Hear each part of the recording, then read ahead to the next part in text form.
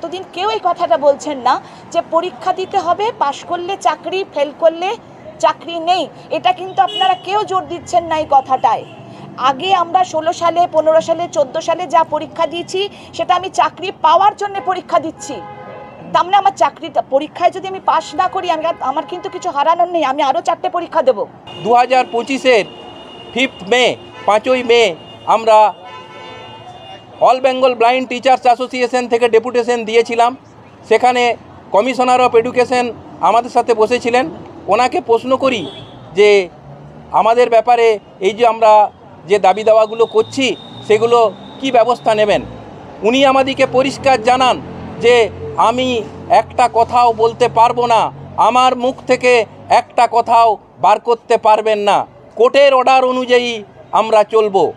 আর সর্বোপরি সরকার বা উপরমহল এডুকেশন ডিপার্টমেন্টের যা বলবে সেটা সেই অনুযায়ী আমরা চলব।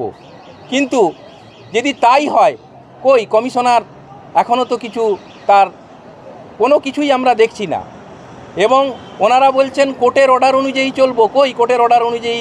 শুধু এমনভাবে একটা বিজ্ঞপ্তি জারি করেছে বা ওই এসএসসির যে এসএলএসটির যে বিজ্ঞপ্তি জারি করেছে সেখানে ভুলে ভরা, সেটাতেও কেস হয়েছে। আরেকটা বিষয় আপনাদের কাছে জানাই, এই যে এতজন যোগ্য শিক্ষক শিক্ষিকা যদি তারা পরীক্ষায় বসতে বাধ্য হয়, পরীক্ষায় তাদের কন্টিনিউয়েশন, সার্ভিস কন্টিনিউয়েশন থাকবে কি না, তারা পে প্রোটেকশন পাবে কি না, সেটার তো কোনো গ্যারেন্টি দেওয়া হয়নি। তাহলে তারা পরীক্ষায় বসে কি করবে? একটা ভুলে ভরা বিজ্ঞপ্তি এসএসসি বা এসএলএসটির পক্ষ থেকে জারি করা হয়েছে। এটা আমরা যেমন আমাদের যারা ফ্রেশার ক্যান্ডিডেট তারা যেমন মানছেন না, আমরা যারা আগের থেকে চাকরি করতাম আমাদের ভবিষ্যৎ কি হবে, আমাদের পরিবার পরিজন নিয়ে আমরা কোথায় থাকব, কি করব, সরকার তারও কোনো ব্যবস্থা নিচ্ছে না। কুম্ভকর্ণ সরকারের ঘুম ভাঙেনি। তারপর আমরা দিদিকে বলতে আমাদের সমস্যার কথা জানিয়েছি, সেখানেও ব্যবস্থা নেব বলে এখনও সেই আমাদের অ্যাপ্লিকেশনগুলো পেন্ডিং রেখে দিয়েছে। এখন সমস্যা হলো এই যে যারা আজকে চাকরিহারা আমরা হয়েছি, আমরা ইন সার্ভিসই হোক বা অন্যান্য যারা আছেন, দৃষ্টিহীনই হোক দৃষ্টিমানই হোক, যারা আছেন তাদের কিন্তু কোর্টের অর্ডারে 17ই এপ্রিল যে কোর্টের অর্ডারে 31শে ডিসেম্বর পর্যন্ত তাদের স্যালারি দেওয়া হবে। তাদের চাকরিটা কোনোভাবে চাকরি নেই, কিন্তু একটা টেম্পোরারি একটা ব্যবস্থা হয়েছে।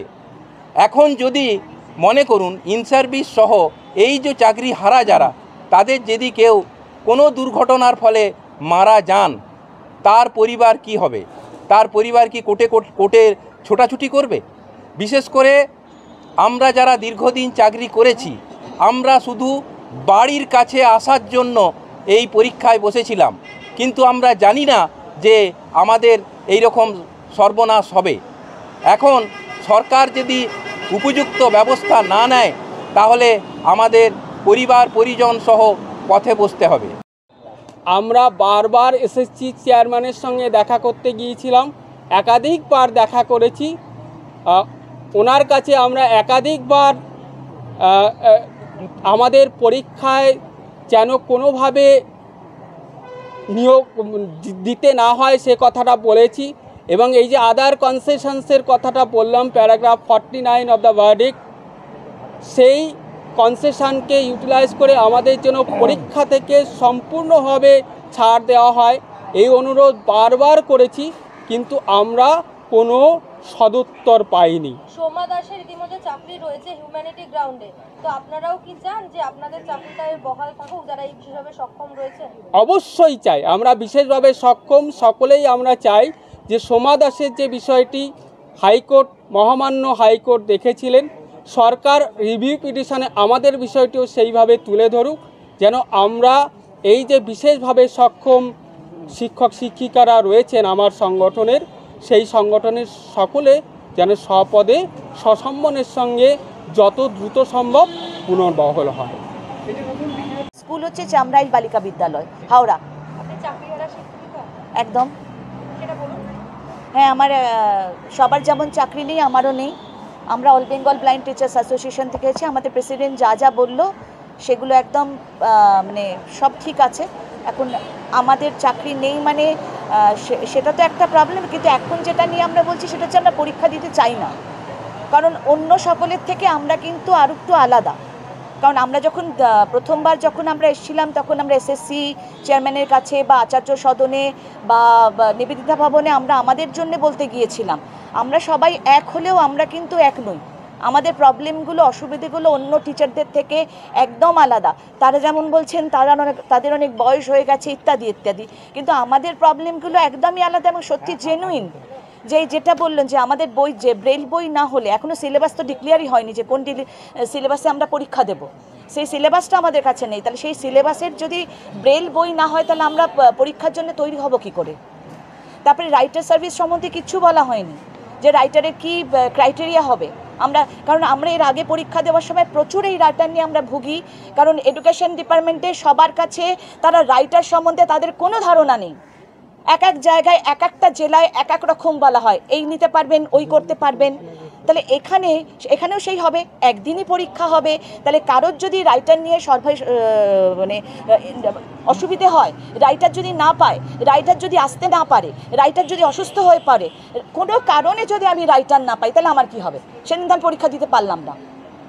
আর প্রত্যেকবার আমার এটা একটা এতদিন কেউ এই কথাটা বলছেন না যে পরীক্ষা দিতে হবে, পাশ করলে চাকরি, ফেল করলে চাকরি নেই।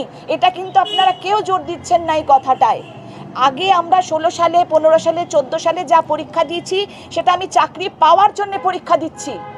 তার মানে আমার চাকরিটা, পরীক্ষায় যদি আমি পাশ না করি, আমার কিন্তু কিছু হারানোর নেই। আমি আরও 4টে পরীক্ষা দেব। আমি নিজে 5টা পরীক্ষা দিয়েছি। আপার প্রাইমারি দিয়েছি,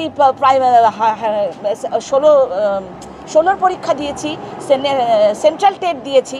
তখন কিন্তু ব্যাপারটা আলাদা, আর এখন কিন্তু ব্যাপারটা টোটালি আলাদা। মানে আমি পরীক্ষায় পাস, আমার চাকরি আছে, আমি পরীক্ষায় ফেল, আমার চাকরি নেই। এটা কিন্তু এক হতে পারে না। অন্য পরীক্ষার সঙ্গে এটা কিন্তু হতে পারে না একরকম। এটা কিন্তু কেউ বলছে না। পরীক্ষা দিতে চাই না, তার মুখ্যমন্ত্রী বলছেন আপনাদের সবার চাকরি থাকবে। কি করে থাকে? আমি যদি ফেল করি উনি আমার চাকরি রাখবেন কি করে? উনি কে বলেছেন যারা ফেল করবে তাদের চাকরিও থাকবে? তো গ্যারান্টি কি আছে? আমরা যে যতজন পড়ি, আমি সবার কথা ছেড়ে দিচ্ছি, আমরা যে এই যে 450 পিএইচ ক্যান্ডিডেট আছি, তারা সবাই যে আমরা পরীক্ষায়, কারণ আমি অন্যদের থেকে আমি নিজেকে আলাদাই করে দিচ্ছি, সেগ্রিগেট করছি, আমাকে করার কথা নয়।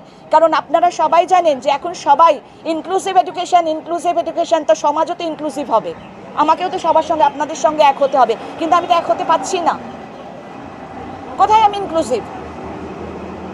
আমার সেই ইনক্লুসিভ করার জায়গা কোথায়? তাহলে আমি যদি ফেল করি, আমার যদি কাজ না থাকে, তখন আমাকে কে ইনক্লুশন দেবে?